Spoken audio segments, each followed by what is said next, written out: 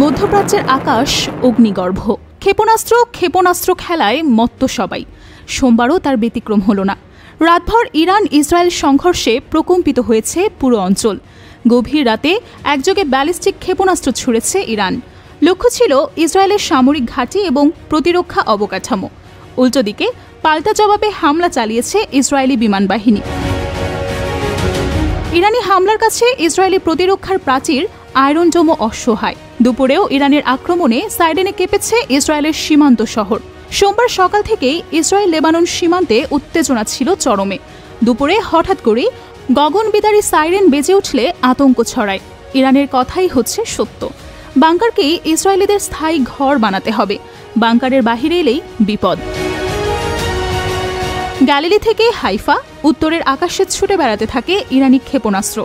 মানুষ ছুটে যায় বাংকারে, শিশুদের কোলে নিয়ে আশ্রয় কেন্দ্রে দৌড়ায় পরিবার। আকাশ জুড়ে আতঙ্ক, আগুনের ফুলঝুরি ঝরতে থাকে চারপাশে।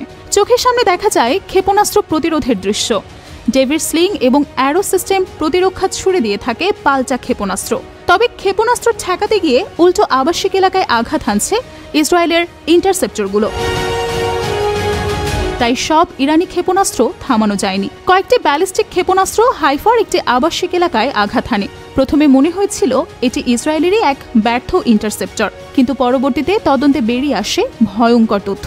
এটি ছিল মূলত একটি ইরানি ক্ষেপণাস্ত্র, যার ওয়্যারহেড অংশটি মাঝ আকাশে বিভক্ত হয়ে নজর এড়িয়ে সরাসরি মাটিতে আঘাত হানে। বিস্ফোরণে আহত হন ৩ জন। ভাগ্যক্রমে কেউই নিহত হননি। ইসরায়েলি সেনাবাহিনীর স্বীকারোক্তি এটি ছিল ডিটেকশন ব্যর্থতা। ইসরায়েলি বাহিনী দাবি করছে এটি ছিল একটি প্রযুক্তিগত ত্রুটি।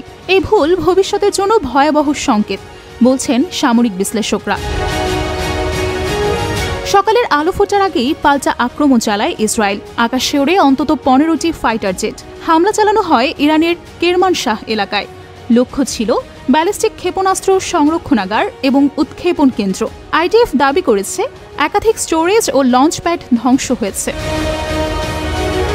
ইরানও চুপ করে বসেনি। দেশটির সেনাবাহিনীর মুখপাত্র ইব্রাহিম জোলফাকরি হুঁশিয়ারি দিয়ে বলেন, ট্রাম্প, আপনি যুদ্ধ শুরু করেছেন, শেষ করব আমরা।